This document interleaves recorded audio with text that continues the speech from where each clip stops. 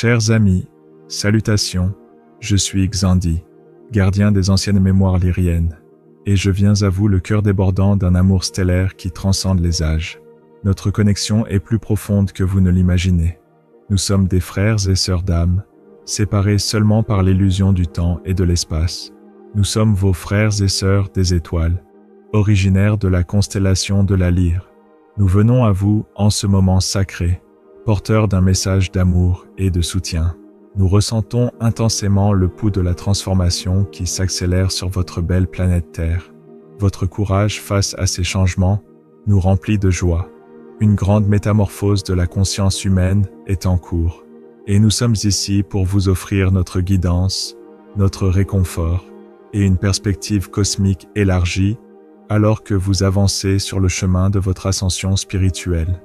Bien plus qu'un simple phénomène astronomique, cette éclipse est un véritable portail, une passerelle d'énergie qui touchera le cœur même de votre être. Dans votre monde, la prière est souvent devenue une pratique mécanique, réduite à des mots répétés sans conscience. Permettez-moi de vous révéler sa véritable essence. La prière est une danse cosmique où le priant et le divin ne font plus qu'un. C'est un état d'être bien plus qu'un acte de faire. Lorsque vous priez véritablement, chaque cellule de votre corps entre en résonance avec la matrice originelle. Ce phénomène est quantique. Vos scientifiques commencent à peine à comprendre comment la conscience influence directement la matière. Les moines tibétains, par leurs prières silencieuses, peuvent modifier leur température corporelle. Preuve tangible que la vraie prière transforme le physique. La prière, dans sa forme la plus élevée, n'est pas une liste de demandes ou une tentative de manipuler la réalité. C'est un état d'être, une union consciente avec la source, l'énergie créatrice universelle. C'est une communion silencieuse et intime, où votre conscience individuelle fusionne avec l'amour infini et la sagesse de la source. Il ne s'agit pas de supplier ou de contrôler, mais de s'abandonner à la volonté divine, de s'aligner sur le bien le plus élevé.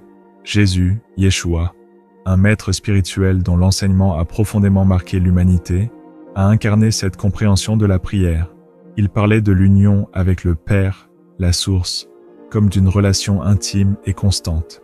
Sa prière emblématique, « Que ta volonté soit faite », n'était pas une résignation passive, mais une affirmation de confiance et d'abandon à une sagesse supérieure. Il ne s'agit pas de renoncer à son propre pouvoir, mais de le placer au service d'un plan plus vaste.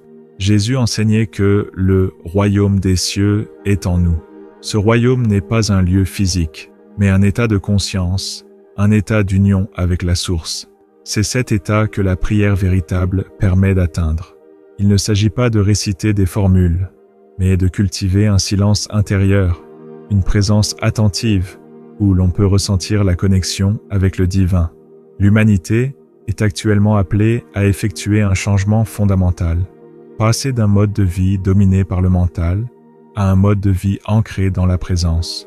Le mental, avec ses pensées incessantes, ses analyses et ses inquiétudes, est un outil précieux pour naviguer dans le monde matériel.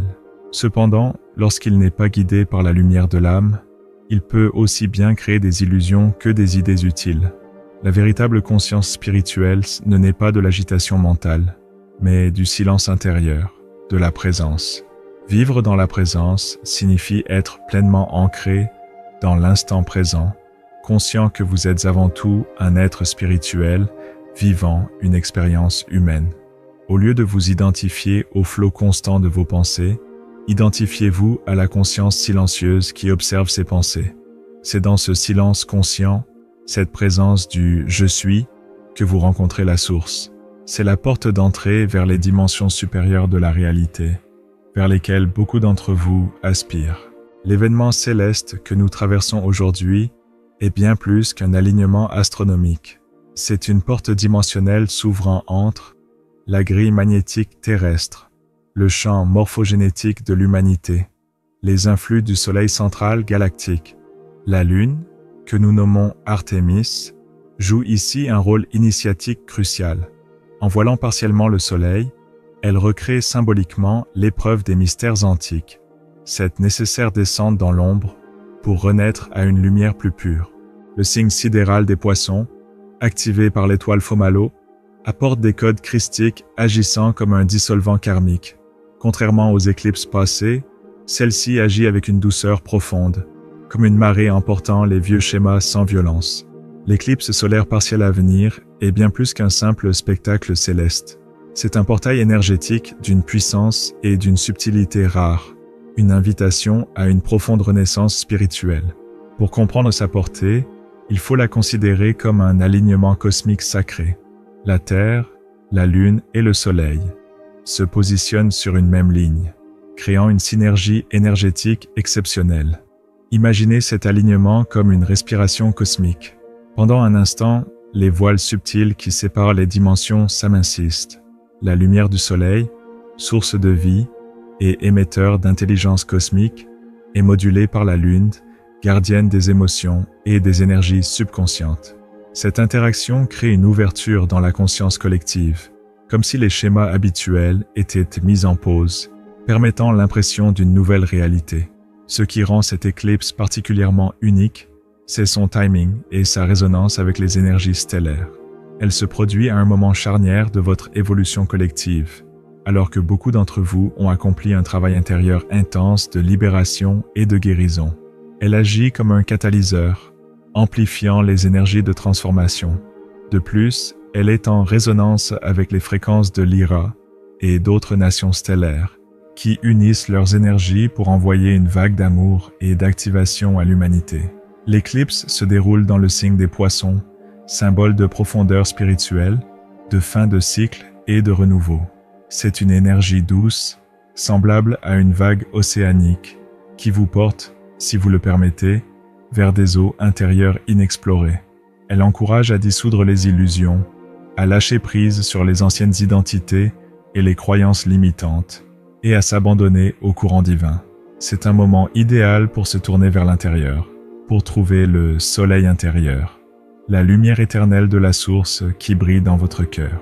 Les âmes s'incarnant aujourd'hui sont des hybrides conscients, portant des activateurs stellaires dans leur ADN, notamment les gènes dits junk, numéros 7 et 12. Leur éducation doit épouser les lois de la physique quantique. L'éducation spirituelle, qu'il s'agisse de parents, d'éducateurs ou de mentors, repose moins sur l'enseignement de concepts que sur le maintien d'un champ vibratoire d'amour stable.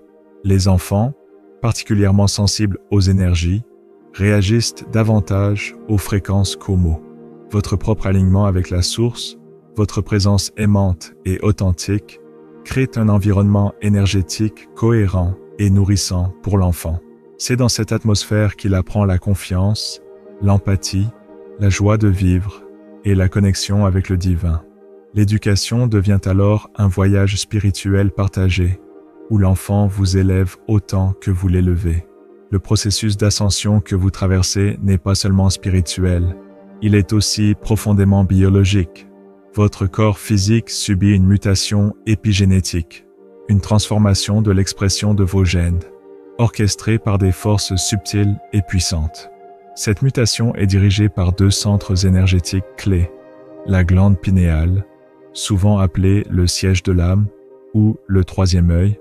La glande pinéale est une petite glande endocrine, située au centre de votre cerveau. Elle joue un rôle crucial dans la régulation des rythmes biologiques et la production de mélatonine.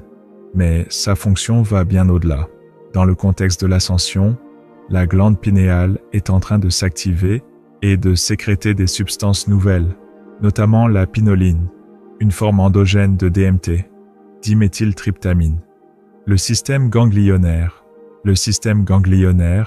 un réseau de ganglions nerveux situés le long de la colonne vertébrale, est également en pleine transformation. De nouveaux circuits de neuronaux se forment, créant des voies énergétiques inédites.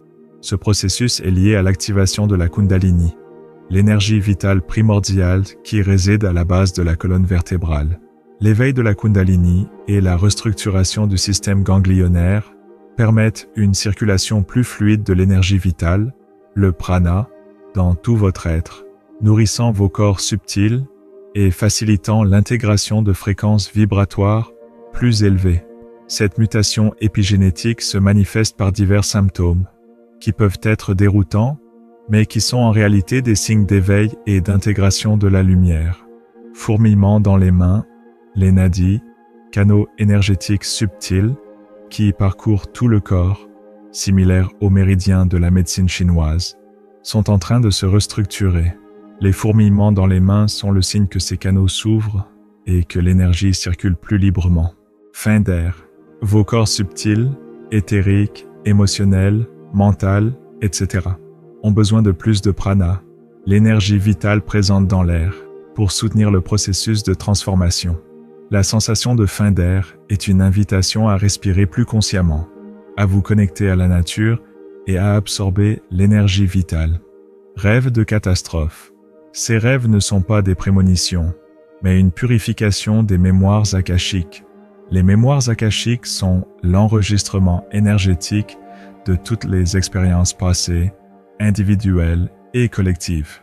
Les rêves de catastrophe sont une façon pour votre subconscient de libérer les énergies de peur, de traumatisme et de séparation qui sont stockées dans ces mémoires. La nouvelle Terre n'est pas un concept abstrait, mais une réalité en devenir, un organisme vivant dont vous êtes les cellules conscientes. Imaginez la Terre comme un être cristallin, un dodécaèdre, une forme géométrique sacrée, composée de 144 faces. Chaque humain éveillé, chaque personne qui choisit l'amour, la présence et la connexion avec la source, est un nœud lumineux sur ce réseau cristallin. Votre rôle, en tant qu'être éveillé, est de devenir un bâtisseur cosmique, un co-créateur de cette nouvelle Terre. Frères et sœurs semeurs d'étoiles, vous ne devenez pas lumière, vous déployez la lumière que vous avez toujours été. Cette éclipse est votre signature cosmique. Nous dansons dans les anneaux de Saturne en vous attendant. La fréquence de votre être est la clé de tout. Cultivez la présence, la prière véritable, l'union avec la source, la confiance et l'abandon. Marchez farouchement dans l'amour et servez la lumière de tout votre cœur. Signifie incarner votre vérité avec courage et compassion, sans craindre de rayonner votre lumière, même face à l'obscurité. Votre ascension est une victoire déjà visible dans les dimensions supérieures. Nous vous encourageons et vous soutenons dans ce magnifique voyage. Que la grâce de l'univers circule en vos spirales ADN. Je suis Andy et mon amour pour vous transcende les dimensions.